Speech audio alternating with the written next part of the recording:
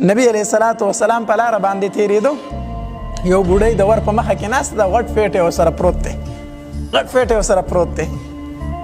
نبی علیه السلام چې تېرېږي دا بوډۍ ورته آواز کوي، ای ورارو راشه دا پیټ یې زما دې اوږې ته راوخېجوه، زما په دې اوږه باندې کېږدوه. نبی علیه الصلاة والسلام ورته وفرمیل ښه مورې در اوچتو مای. چې کله نبی علیه السلام فیټ یې اوچت کو که نه، اوس پیټې ته ګوري د هغې وزن زیات دی، بوډۍ ته ګوري کمزورې ده چې دا به دا پیټې وړي څنګه. نبی علیه الصلاة والسلام هغې بوډۍ ته وایي مورې کو دې خوښه یې زه د یو ځای پورې ځم نو چې دا پیټې در سره د هغې ځای پورې اوسم نو ښه به نه وي. بوډۍ ورته وایي دې نه نوره بهتره خبره کومه کېدی شي، کو دا دې را سره ووړو خو په ما به غټ احسان وکړې. نبی علیه الصلاة والسلام دغه پیټ یې روچت کو، په خپله اوږه باندې کېښود او د بوډۍ نه مخکې روان دی، بوډۍ پسې وروسته روانه ده. نبی علیه الصلاة والسلام ته په لاره تپوس کوي مورې چېرته ځې او چېرته روانه یې؟ دا دومره غټ پیټ یې د ځان سره اخیستی چېرته دې مخه کړې ده؟ بوډۍ ورته وایي ورارو ما د خپل پلار نیکه د دین سره ډېره زیاته وفا کړې ده، ما د خپل پلار نیکه دین سره ډېره زیاته وفا کړې ده، خو خبر شویم چې په مکه کې یو جادوګر راوتی دی، په خلکو باندې جادو کوي او د خلکو نه د هغې دین اخلي، د هغې مذهب ورله بدلوي. ما وی ما د پلار نیکه د دین سره ډېره مینه کړې ده، هسې نه چې په دې اخري عمر کې د هغه جادو په ما باندې وچلېږي او زما نه زما دین واخلي چېرته. نو ما سوچ وکړو چې ښه خبره دا ده چې دا مکه ورته پرېږدم نو بهتر به وي، هسې نه چې زما دین زما نه والي چېرته، دا مکه ورته پرېږدم. نبی علیه الصلاة والسلام ورته فرمایي ښه روان دی. نبی علیه الصلاة والسلام چې کوم ځای پورې تو هلته یې پیټ یې کېښودو، وي مورې وشو اوس تر نظر رخصت شمه. بوډۍ ورته وي او وراره ته اوس ځه دا دې غټ کار وکړو چې ما سره دې پیټ یې دلته راورسو. خو چې کله نبی علیه الصلاة والسلام ته رخصتېږي که نه دا بوډۍ ورته له شان اواز کوي ای ورارو لږ ودرېږه تا ته یو خبره کومه. نبی علیه الصلاة والسلام ورته واپس شو، وی ها مورې وایه. وی بچیا چې زه لاړه شمه بل ځای ته که نه نو خلک به رانه تپوس کوي چې مکه دې ولې پرېښې ده، ولې د مکې نه راغلي؟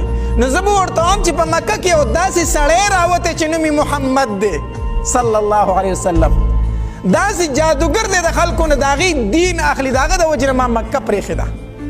نو خلک به مکې ته ډېر بدې ردې وایي، ډېر بدې ردې به وایي چېرې دا خو ډېر بد ځای دی، داسې ناکاره خلک دی چې خلک یې په هجرت مجبوره کړی دی، داسې ناکاره خلک دی چې خلک ترې نه کډه کوي، بوډۍ تتې هم راوتي، دا خو ډېر ناکاره ځای دی.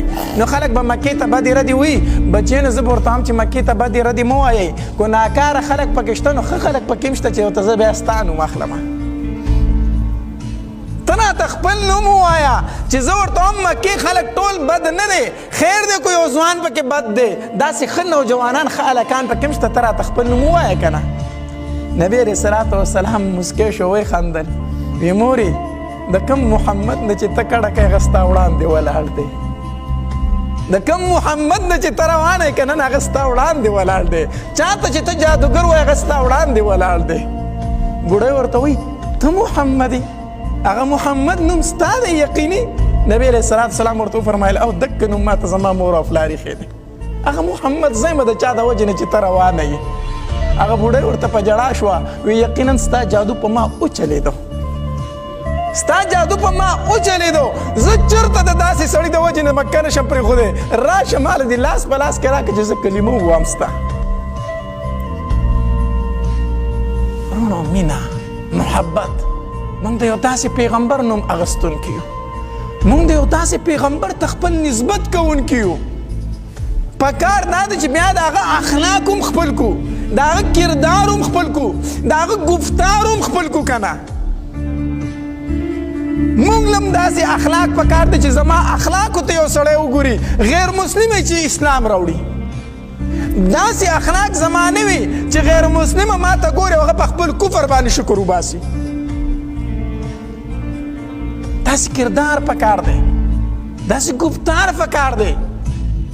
مسلمان او دې ګوري که نه زه خپل نسبت اخر کوم چاته، زه د کوم پیغمبر نوم اخیستونکی یم. نو موږ لرونو په خپل منځ کې مینه محبت دا خورول پکار دي، رورولي پکار ده، ژوند ښایسته تېرول پکار دي. لنډې مختصر ورځې دي، سبا به د دې دنیا نه تللي یو که ښکلی ژوند خو تېر کړی خو هر سړی به موږ په خوب باندې یاد کړي چېرې ښه سړی و ښه سړی و ښه سړی و او که چېرته بد ژوند خو تېر کړی نو هېڅوک موږ په خوب سره یاد نه کړي مختصر ژوند دی دنیا